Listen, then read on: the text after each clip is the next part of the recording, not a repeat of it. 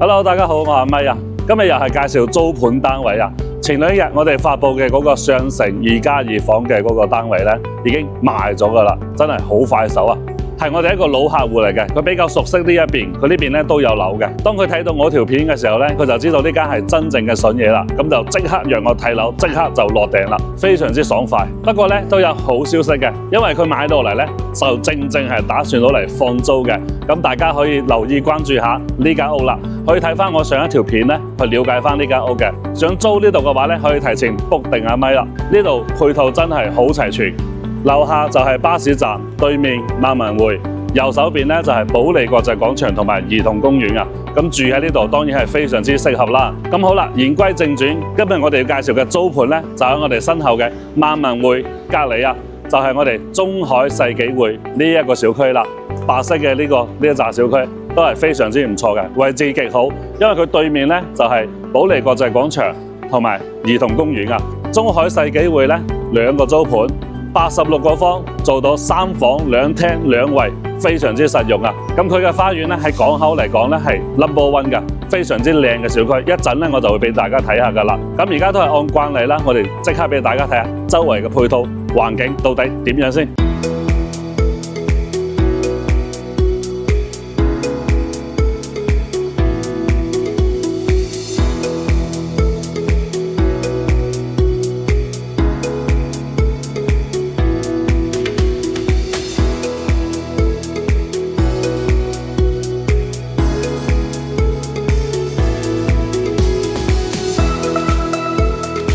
呢個小區佔地72畝，綠化率達到38%。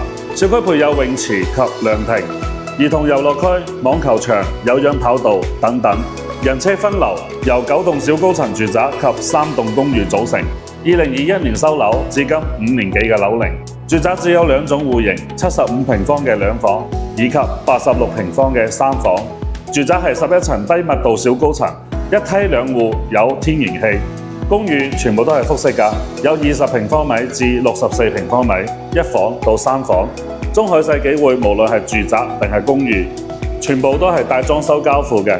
物業係中海物業，住宅管理費每平方2蚊8毫8，公寓管理費每平方3蚊6。今日睇嘅兩個單位全部都係86方嘅3房2廳2衛。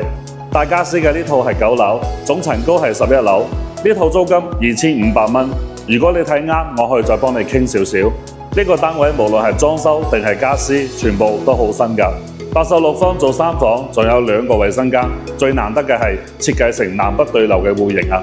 無論係採光定係自然風都好舒服啊！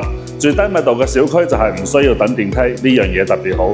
一梯兩戶，一個單元先20戶人家，而且呢度超靜啊！行過隔離就係萬文匯啦，對面係保利廣場及香港直通巴士站啊！所以呢度出租好容易㗎，因為有呢種花園及管理，住落好舒服嘅。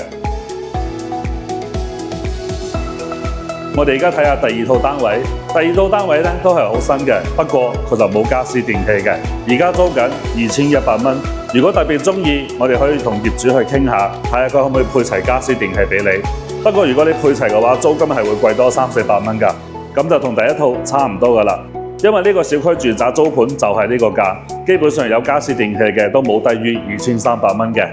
住宅同公寓係分開管理嘅，住宅75平嘅2房租金大約係1800到2000蚊，86平方嘅3房約2200蚊到2500蚊。公寓方面租1200到2000蚊嘅都有。咁呢個小區其實我哋係好推薦嘅，因為大家都可以睇到，無論係位置，亦或係小區園林，亦或係配套。佢都係港口屬於數1數2嘅，其實非常之唔錯。如果你希望居住品質比較好，小區比較新、比較靚嘅，咁呢度就啱晒你啦。好啦，今日阿咪同你分享嘅2套租盤就係呢度啦。咁如果你想睇其他租盤嘅話咧，就密切留意住阿咪嘅頻道啦。多謝大家收睇，拜拜。